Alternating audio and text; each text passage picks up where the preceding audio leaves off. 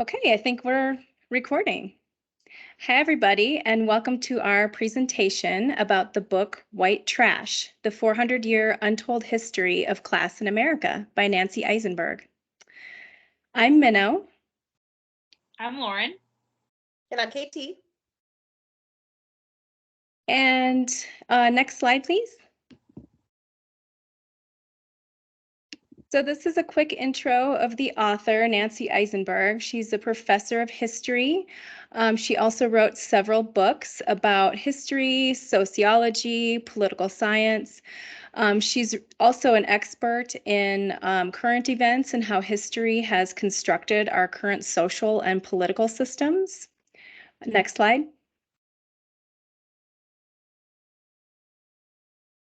So in previous modules, we've been gifted with the honor of hearing different personal narratives and perspectives on oppression. This book is a broad societal narrative that includes a lot of historical documentation to explain classism in this country. This book basically debunks a lot of myths about our mainstream historical narrative around colonization. So the book really begins in England, and the wealthy elite basically wanted to clean up the streets of England. So they wanted everybody and anyone and everyone to be banished from the country, basically. So once they had a place to put these people, the poor, they wanted them all to be sent over to the new colonies. The British were obsessed with waste and idleness. And so really the story about how the first people over here, the colonists over here, they were escaping religious persecution. That was really just that, a story. So those first English people came over because a lot of them were impoverished, and only a small percentage were escaping that religious persecution. But that story's been perpetuated. And basically, the people that were sent here were waste people. They were sent here to work and to find gold, basically, to line the pockets of investors back in England. This quote really explains the framework of this book. And so it says, we know what class is, or think we do. Economic stratification created by wealth and privilege. The problem is that popular American history is most commonly told, dramatized, without much reference to the existence of social classes. It is as though, in separating from Great Britain, the United States somehow magically escaped the bonds of class and derived a higher consciousness of enriched possibility. British colonists promoted a dual agenda. One involved reducing poverty back in England, and the other called for transporting the idle and unproductive to the New World. They saw such expendable classes as human waste. Next slide. So the focal population is impoverished white people. Even though this book was a societal view, we were able to find many examples of interpersonal oppression. And also keep in mind that with the historical documentation, there were many letters and diaries. In fact, there was about 100 pages of references in this book. But many poor whites were illiterate. So individual stories were really only documented by the elite. Some examples, though, of interpersonal oppression were sending indentured servants to the colonies. The indentured servant population included discharged soldiers, criminals, anyone with debt, and even children. There was documentation about a child named Elizabeth Armstrong, who was called Little Bess, and who was sent to Virginia for stealing 2 spoons. We weren't given any information about her or her family, or her parents. We don't know if she was orphaned. But I mean, if you can imagine a child boarding a ship into the unknown for punishment, for something, so petty like theft, that was probably a survival skill, only to be basically enslaved upon her arrival. I just can't imagine the fear that little Bess must have felt. Other oppressions, interpersonal oppressions, included jokes, parodies, insults, and those we'll see how those move through time. it's basically that the theme remains the same and constant throughout time, is that it's just whatever the joke or insult was, it's always a derogatory term to the impoverished whites. There was also a reference to identifying badges in the original colonies and many references to physical defects that were perpetuated for hundreds of years, which, in my opinion, the physical defects sounded a lot like malnutrition. There was a quote in the book that said the children were prematurely aged and deformed with distended bellies. They were further described as dirty, ghostly, yellowish white, a tinge to the poor white skin, a color they called tallow. They were also called impure and not quite white. Next slide. The oppression at the societal level was much more apparent in this book. The colonies were described as one giant workhouse, so there was socially accepted stigma and names. The term legal standing is in contrast to a squatter, which implies being beaten down. It's also reminiscent of the vulgar term of squattering or expelling bodily waste. Also, the legal standing was a legal principle for owning land, which was a common theme that the poor were landless. There was social anxiety of the poor moving into more urban areas after the Depression, and that social anxiety perpetuated and it fueled shows such as Beverly Hillbillies, and then moving through time to the movie Deliverance, and then further shows like Roseanne, Here Comes Honey Boo Boo, and Duck Dynasty.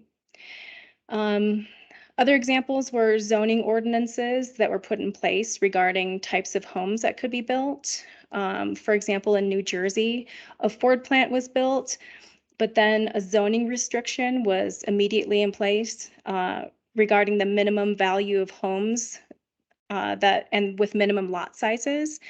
That was put in place right away after the Ford plant. And that means that the workers had to live elsewhere or just be invisible. There was a stigma around trailers, which we will discuss further in a bit. And the notion that whites should have rights too regarding segregation, as well as stigma around government assistance. In the next slide, KT will discuss the micro, meso, and macro levels of oppression. Next slide. Great. So, Minnow kind of mentioned this is a historical book, and so we're looking from here back. And so this question was a little difficult to challenge because we're talking about reinforcing, but I think we've learned from the class one of the most important things to do is look at the history of how we got here. So that's how this book is framed. So the book is framed. The author takes us through the history of the U.S. through historical figures and also through language. She'll talk about where each insult was first publicized or first published and sort of where the language comes from. So it's a history of language and insults. So that's our first micro level continued oppression is language. And there's some examples there: waste people, rubbish, squatters, crackers, clay eaters, hillbillies. You can see them all. There's a bunch. And then her quote was that the words waste and trash are crucial to understanding the powerful and enduring vocabulary.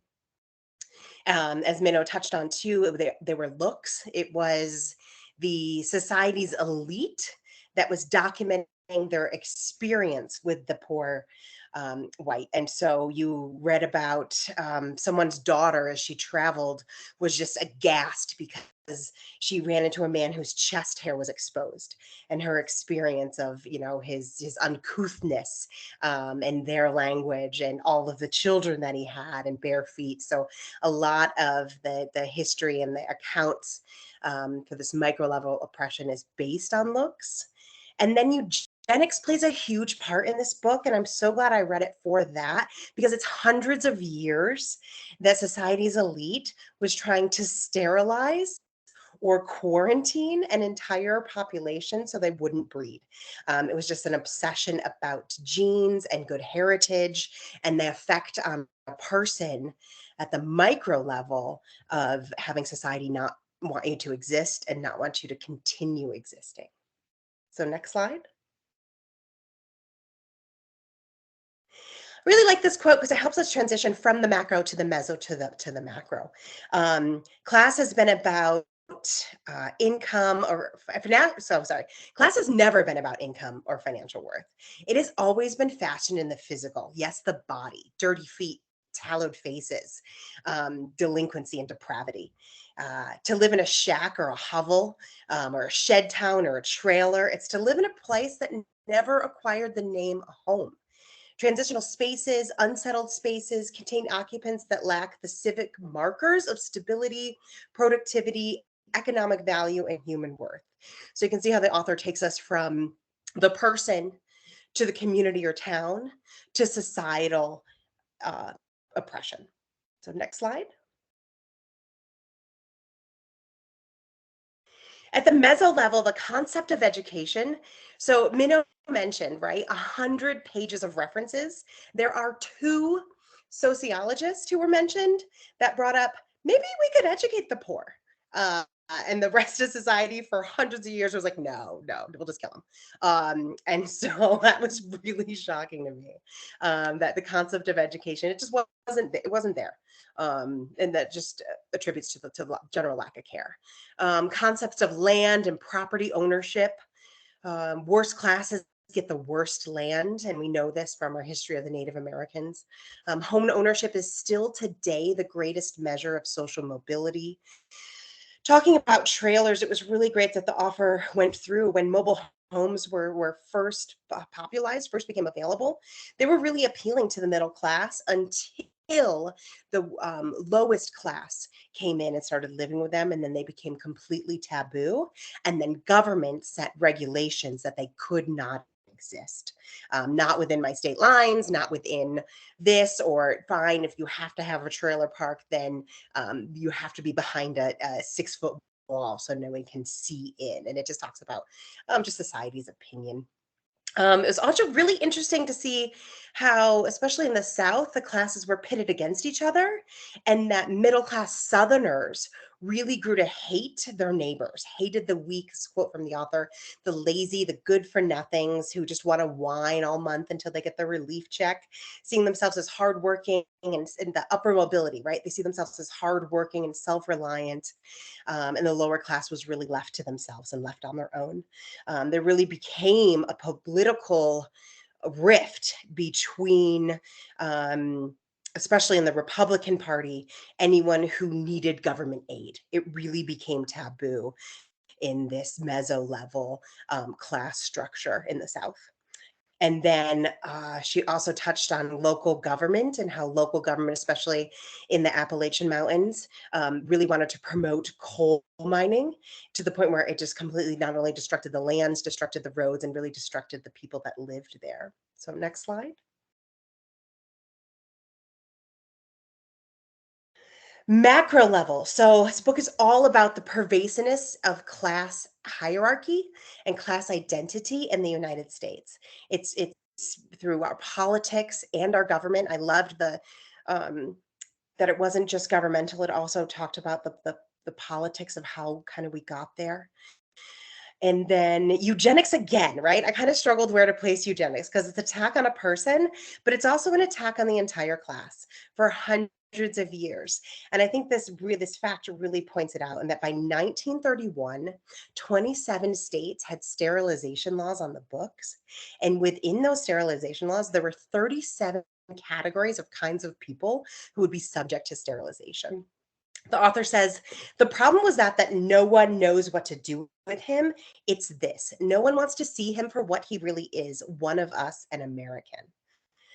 And then she writes, if this book accomplishes anything, it's to expose the number of myths about the American dream. That readers need to know that upward nobility was a plan. It was never a fact. It never existed. Democracy was not liberating. The Confederacy was not about state rights. It was about preserving class and racial distinctions. So next slide.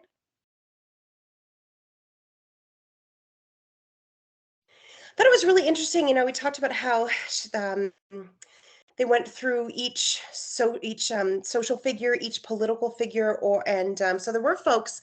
There became a point when white trash became like a sense of pride, right? It became its own, it's sort of a take back. So instead of like these folks helped to reduce stereotypes and really embrace to their identity. Um, by the 1980s, white trash was rebranded as an ethnic identity with its own readily available cultural forms and food, speech pattern, taste, and some nostalgic memories. So I love what she talks about Elvis and how Elvis bought his mom a Beverly Hills mansion, but to make her feel comfortable, he put a chicken coop in the backyard. And I've got friends that are going to the Elvis movie right now. I'm like, let me know if that's true. And then all of these other folks that really helped sort of embrace like all of country music. You hear like Redneck Woman, you hear people embracing this identity and folks that helped to kind of break that barrier. So next slide.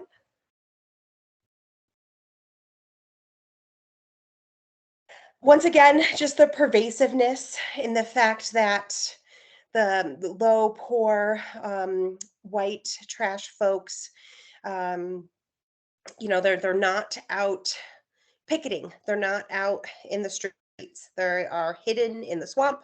They are hidden in unpaved roads in every state. You can see them in these photographers, these well-known photographers' work. You can see them on reality TV. And her quote is, "We have to wonder how such people exist amid the plenty." So next slide. Awesome. Thank you, KT. So I sort of dove deep into the intersectionality of this book. So it was mostly told through the lens of like Benjamin Franklin and like Jefferson, all these presidents that we know. So it was kind of like seeding through their words to sort of figure out how women were treated. So the first part of intersectionality that I looked into was both being a woman and being poor. So diving first into the colonial era. So as the English trash were being taken into America, there was a huge lack of women. So a lot of advertisements were being published in England to sort of get women to come over. And it was described as they could be exploited, but should be exploited for their reproductive abilities. And so one woman could be bought for like 150 pounds of tobacco. And there's an exact quote that they were sent over for generation, fruit, and comfort. So it's like the colonial era was definitely using women for sex and for comfort. So, and we can also see clear class distinctions in church pews. So churches were a place where certain people sat in certain pews. So women and men were always separate because men were always above women. And higher class men would sit closer and lower class would sit further away. And then an especially disturbing part of this was with slave women. They were specifically bought for fertility because it was thought that if you would reproduce, rape a woman, that child was then your property. So it was very disturbing to read quotes that it was like, if you wanted to really, go up in social class, you should buy a woman slave and reproduce with her. And that was sort of a way to gain the ranks. And then furthermore, we're going through history. So I sort of compiled moving west and then the Civil War and then post-Reconstruction. So when people start exploring out west and going to California, we have another lack of women going out there. And so a huge thing that the government was pushing was an American breed. And we need Americans. We need to fill this country with like Americans that were born here. So as more advertisements to bring women out there to reproduce and to have children. However, there was also a quote in the book that mentioned that once women actually got to California, most had no choice but to be prostitutes. So we see time and time again that women's sole purpose in life was to bring children into this world.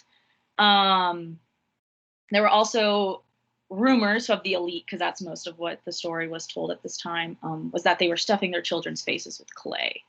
So that's where the slang insult clay eaters came from. And then moving into the Civil War. Any woman that was caught disrespecting a Union soldier could be treated like a prostitute, so basically raped and taken advantage of. And also, there was an account of a wealthy woman making fun of poor women for fighting over food, like brawling. And then she also was so shocked that one of them was stealing books for her children. So they were just so shocked that poor women even cared about their children and weren't just feral beasts.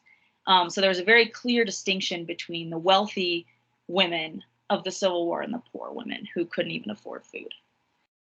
And then we move past the Civil War, and once again, the narrative is exactly the same.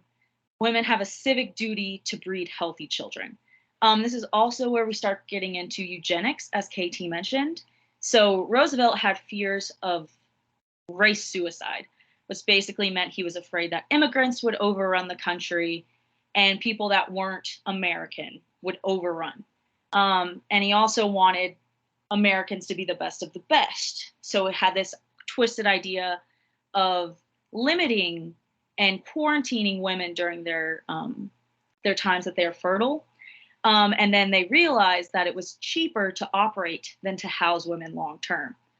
So we also have a Supreme Court case at the time, Buck versus Bell, where they tested a woman, her mother, and her child, and they all tested at the moron level, because this was an intelligence test at the time. They all tested on the moron level, and so the Supreme Court ruled that they should be sterilized against their will. So this is on a macro political level, a huge decision with the Supreme Court going in line with eugenics. So this was honestly new information for me. So it was very disturbing to read about, because I always knew that, women were always treated as sex objects, but it's so deeply entrenched in our history. That was like the entire point of women for most of all of American history. So going into the more modern era, women are still associated with sexual promiscuity, and especially poor women. So they are seen as cheap and easy and all of these negative things, whereas upper class women were virgins and waited for marriage. Also, it was more assumed that white trash would oppose integration. So we have the classic picture of Hazel Bryan yelling at the first school being integrated. And it was told later in the book that she was beat by her father, dropped out of high school, and was emotionally unstable. Another thing that wasn't specifically having to do with reproduction was women were leading the welfare rights movement, because they were fighting for welfare and daycare to help take care of a family. But this was directly going against the ideals of the time with Nixon, that welfare breeds weak people. That's another common theme throughout American history, is sort of shaming people that need welfare. So the women were kind of fighting back, saying, like, we need this to provide for our families. Another thing is poor women could not use Medicare for abortions. Carter actually said straight up, like, poor women just have to deal with their decisions, whereas the wealthy women, they can afford abortions and, they can help themselves. So we also have a move of white trash women going to excessive womanliness. We see this with Dolly Parton. And they basically are like, we want to feel like a magazine model. We don't want to feel like someone that suffers from low self-esteem and sexual abuse from men, all of these things. So just a common theme that I found throughout was that women's fertility and their bodies and sexuality are all controlled and manipulated by men, and was mostly seen as their sole purpose. So just a final thing, throughout the book, it is mostly talking about, class differences among whites. But I just wanted to mention that even though there are white poor and black poor, it was always better to be white and poor. And we'll go into sort of some more complex thoughts about this in a second. But basically, a huge part of the anger of poor white people was that they would someday be equal to poor black people. And so they needed that constant lower class so that they could look down on someone and hate another class that was below them. So even though, both populations were landless and couldn't vote, in this extremely hierarchical society, they were still pitting both of them against each other, like on purpose.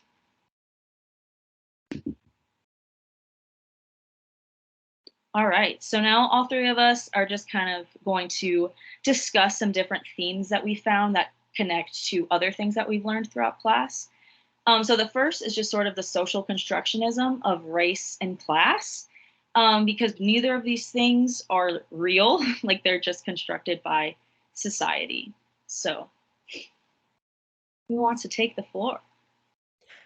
I can say, like, I was just so surprised in the beginning and as America was being founded, that the sort of, I don't know, colonialization, that we're writing back to England, knowing full well what they were writing wasn't true.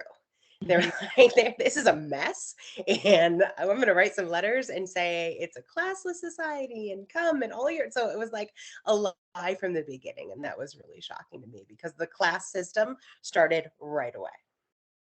Yeah, I think it's interesting to think about that, how class was not really talked about then, and how that kind of perpetuated throughout time. Because right now in this country, we don't really talk about class that often, unless it's to kind of be condescending to another class, saying, "Oh, I'm not that," or laugh about it. Which it's striking to me how so many people participate in that willingly. And so that's interesting. And also, yeah, going back to the colonization and how the Puritans, the story of the Puritans, and how that, even that name just sounds, they sounded so pure and godly and classless. And that struck me as well. Mm-hmm. Yeah, I just find that the ripple effects are like, I feel like they're exactly the same as what was happening. Like we have the same issues and same problems, but now they're just like bigger and bigger because it's like we have those populations of people who are buying land, and we only have so much land. So it's like the people that bought that land in really nice places, now like their offspring have that land and could buy more land and invest in more real estate. And so now it's just perpetuating these systems that we weren't even discussing because we were the land of the free and the home of the brave. But in reality, the rich were getting richer and the poor were getting poorer, which is exactly what's happening now. Mm-hmm. Next slide. Cool. And then another thing that we sort of discussed was that this sort of aligns with the feminist ideals that we discussed, or that we read about a couple weeks ago. And it was basically that the definition of feminism, that women want to be equal to men, is not true, because there's such strong degrees of stratifications within men, where you have men that were squatters and Thomas Jefferson. So there's like a huge range of difference. So it's like women don't want to be equal to men because they're not even equal among themselves. So some feminist definitions may be blind to this huge influence of class. I thought it was really interesting too. I learned something, Lauren, during your part of the presentation, in that I felt like as the in like the 60s, 70s, 80s, as the white trash woman was kind of taking back her identity in feminism. She was like then started to own her own sexual identity by taking back and presenting herself in a more polished way. And I didn't put that together until you presented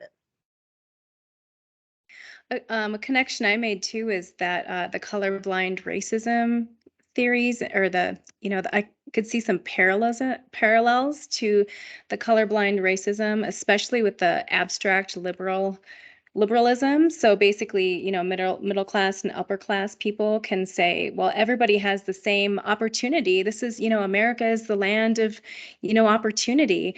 But basically there can't be a middle class or an upper class without a lower class. So I saw a parallel there. And also that article we read, called The Root of Queer Oppression. And that described capitalism based on greed, and that made a lot of sense also with talking about classism. So, Yeah. sorry, go ahead. Oh no, yeah, I was just agreeing.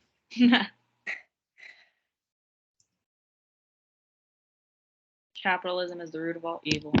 Yeah. And also I was thinking about the social work grand challenges. There's one that says to achieve equal opportunity and justice. And that's described as the past and present prejudice, bias, and stigmatization, and how the social marginalization ignores human worth and how that contributes to the deep inequity throughout society, and especially how the bias and stigmatization informs, perpetuates, and justifies the social structures of oppression. So that kind of stood out to me as well.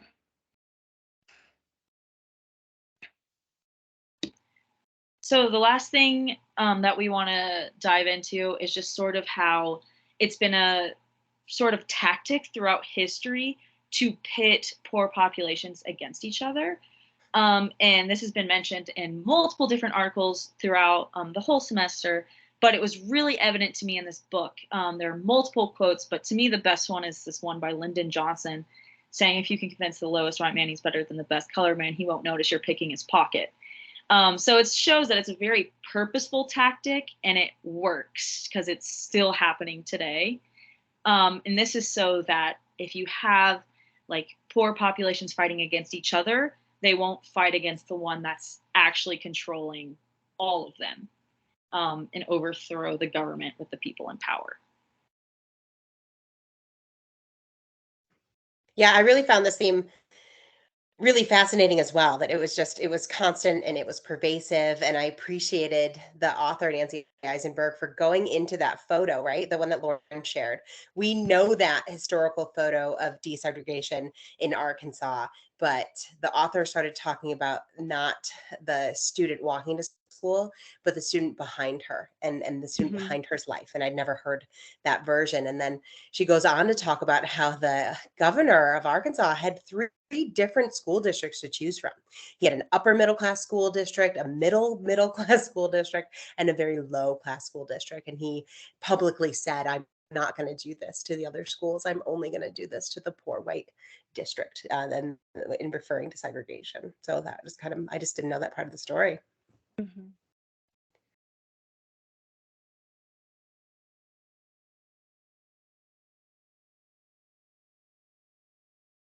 Is that all our thoughts?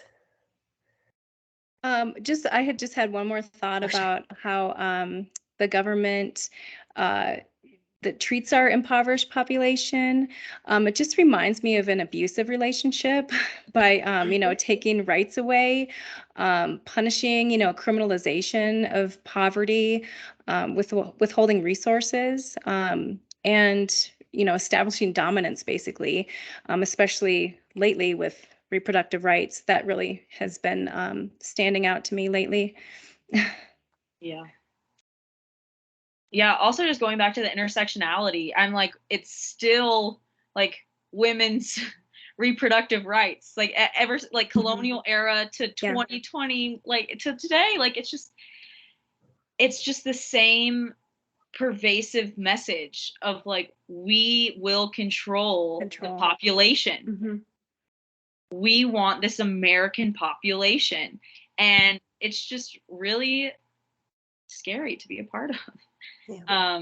Because this is like, even Roe v. Wade has been discussed that it's only going to affect poor states. Right. Like more, like, first of all, the wealthy can afford anything, and then more wealthy states have protected those rights. So once again, it's just the poor women that have to face the repercussions of their actions, when other people don't have to. Right. And just the whole idea of facing the repercussion of your actions. It's like, what is one human gonna decide is worthy and another human cannot decide is worthy? Yeah. Mm-hmm. I know I could talk about that for hours. Yeah.